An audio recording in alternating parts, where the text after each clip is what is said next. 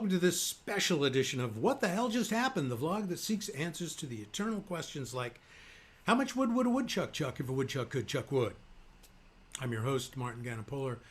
Speaking of questionable, Florida Representative Matt Gaetz, whose most salient characteristic is that his hair looks like he's falling into an open manhole, has some trouble on his hands these days.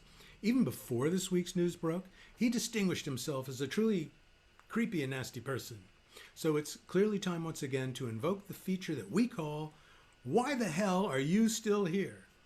Let's begin by looking at the short but ghastly life of Matthew Lewis Gaetz. Gaetz was born in Hollywood, Florida in 1982 and went to Niceville High School. It was the last nice thing he ever did. He studied law at William and Mary College, getting his JD there in 2007. And in 2010, then Republican Florida Representative Ray Sansom was caught for corruption and forced to resign, which, since this is Florida, is not too unusual. Sansom's departure created an opportunity for an up-and-comer like Matt Gaetz to run in the special election, a sort of race to replace the disgrace. Gaetz campaigned hard and received $500,000 in donations from shadowy figures all over the state. He then spent 50 times the money that the Democratic candidate did, and since this is still Florida, he won. His signature legislation while in the State House was to speed up the execution of convicts on death row. He also voted to shoot down a law against revenge porn because, yeah, that's a pretty wholesome act to perpetrate on your ex. Why make it illegal? After the shocking assassination of unarmed 17-year-old Trayvon Martin by George Zimmerman, Gaetz, who was on the State Judiciary Committee, was asked to review the so-called Stand Your Ground law. This law allows Floridians to kill anyone whom they consider threatening to them. At the time of his death, Trayvon was eating Skittles while wearing a hoodie. Scary shit, right? Zimmerman clearly had a justification for attacking and then shooting the kid. Good Lord.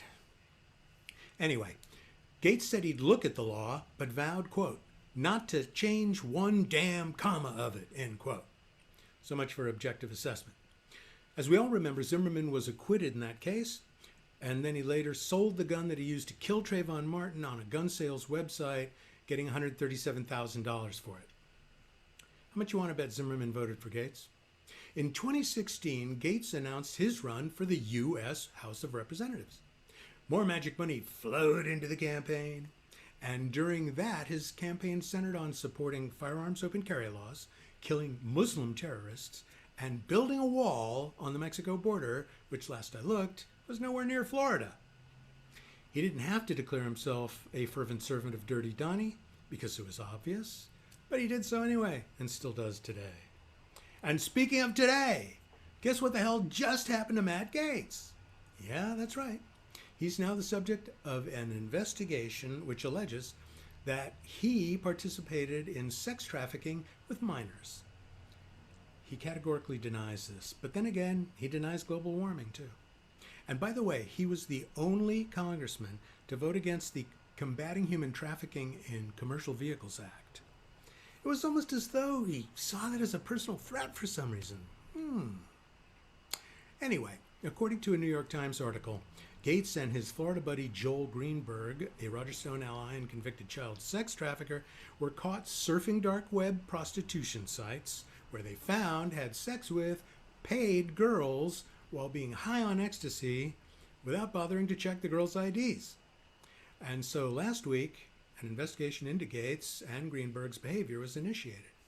Now, wouldn't that be about the worst time for Matt's communications director to quit on him? Well, yeah, that happened last week too. But Matt soldiered on. Taking a page out of the previous president's playbook, he immediately went on the offensive on Tucker Carlson and attempted to implicate Tucker into Gaetz's own dating habits, during which Carlson made that constipation face he makes when interviews go badly. Then Matt said he was the victim of an extortion plot by the FBI, yammering about how his father had worn a wire for them. It was a real Looney Tunes interview, even for Tucker Carlson, who had previously defended Florida Representative and QAnon supporter Marjorie Taylor Greene on his show. In a vain attempt to fight back, Matt released a statement that says, quote, Matt Gaetz refutes all the disgusting allegations completely, Matt Gaetz has never, ever been on any such websites whatsoever. Matt Gaetz cherishes the relationships in his past and looks forward to marrying the love of his life. End quote. Yo, Matt, I hate to break it to you, but speaking of yourself in the third person only makes it worse. Given all the lurid aspects of this investigation and his shining political career over the last 10 years, we have to ask Matt Gaetz, why the hell are you still here? I guess that makes me a proponent of the cancel culture. But as long as we're canceling pedophile sex traffickers, I'm all in. Thanks again for watching this edition of What the Hell Just Happened. We'll see you soon. Bye for now.